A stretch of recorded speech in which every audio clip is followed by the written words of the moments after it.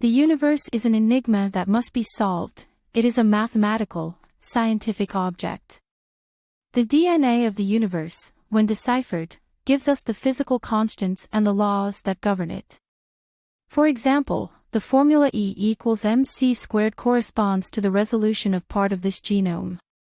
This poses a philosophical question: wouldn't an inert universe containing life be alive?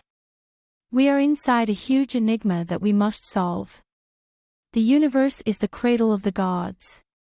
The universe contains life, and if this life exists, it is because it is an integral part of the genetic code of the universe. It is even commonplace, in the vastness of the cosmos, and is not limited to an exception singular. Why do most stars have planets? Let's talk about the first-generation stars.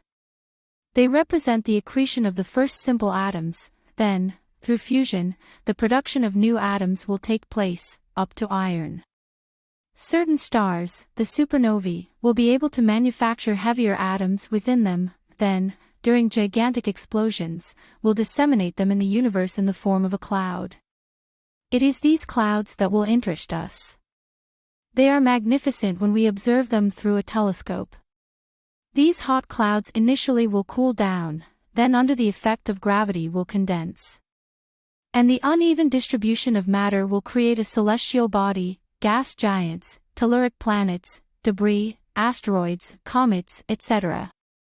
Yes, this is the norm because there is no perfect cloud, which is perfect for us. The bricks of the universe are everywhere. They are created in the ice, in the dust of the asteroids, bathed in the ultraviolet rays, the radiations, among others, of their stars. Simple atoms become complex molecules. These complex molecules wander with their asteroid in space, until gravity drags them to planets. Most planets will not allow the process to continue, but a few will become the breeding ground for the process to continue. Some of these molecules become amino acids, and some of these acids serve as the basis for RNA molecules and then for DNA molecules. Life springs like a virus upon its host. It is latent, waiting, until the conditions of its host permit it to be born. From a shapeless broth of molecules are born certain chosen ones capable of transmitting information, in this case their information. But still, imperfection sometimes sends them the wrong message: never mind. A slightly different form of life will emerge, and the diversity will allow competition favorable to improvement, and adaptation to a changing environment. But this competition will also allow life to feed on other lives, and therefore to diversify even more. Opposition between life using mineral and solar substances and life using other lives.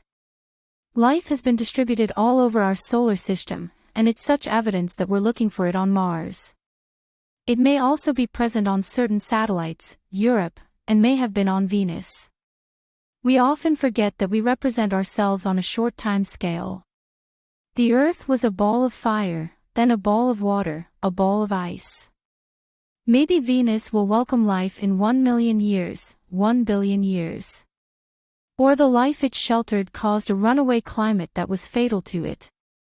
This story that took place in our solar system, took place everywhere in the universe, because the cloud at the origin of this one is a cloud like so many others, neither more perfect, nor more original than those that can be observed in our galaxy. It is characteristic of man to believe himself unique in the world, to be the only intelligent species, to live in the only inhabited solar system. This vanity blinds us and prevents us from perceiving our insignificance in this immensity.